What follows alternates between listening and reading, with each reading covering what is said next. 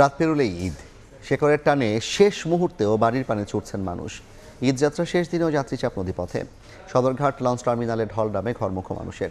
তবে ভিন্ন চিত্র রেল ও সড়ক পথে, নেই উপচে পড়া ভিড়। শেষ দিনে স্বস্তির যাত্রায় খুশি যাত্রীরা।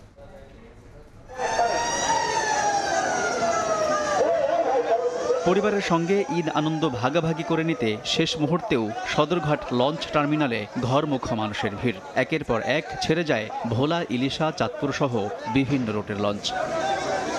যাত্রীরা বলছেন, ভোগান্তি ও ভিড় এড়াতে ঈদের আগের দিন তাদের যাত্রা।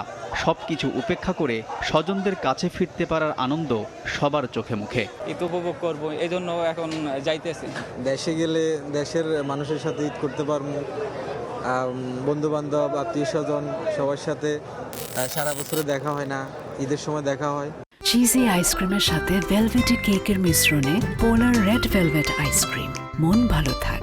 সদরঘাট লঞ্চ টার্মিনাল পরিদর্শন করে নৌপরিবহন প্রতিমন্ত্রী রাজীব আহসান জানান, ফিরতি যাত্রার জন্য তৈরি হচ্ছে নৌপরিবহন মন্ত্রণালয়। যাত্রীরা যেন নিরাপদে ঢাকায় এসে তাদের কর্মস্থলে যোগ দিতে পারে নৌপথে, সেই বিষয়টি আমি এবং আমরা যারা মন্ত্রণালয়ের দায়িত্বপ্রাপ্ত যারা আছি আমরা সবাই নিশ্চিত করার জন্য সার্বক্ষণিকভাবে ঢাকায় ফেরত আসা পর্যন্ত আমরা কাজ করি।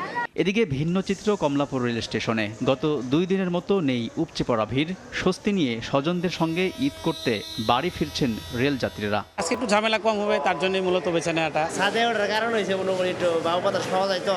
এরকম সহজে থাকে না, তবে আজকে অনেকটাই এই যে ফাঁকাটা, এটা আসলে খুব সুন্দর, শান্তিপ্রিয় লাগছে। সড়ক পথে যাত্রী চাপ আরও কম। গাবতলী ও মহাখালী বাস টার্মিনালের অধিকাংশ কাউন্টারই ফাঁকা। খুব সহজেই মিলছে বাসের টিকিট।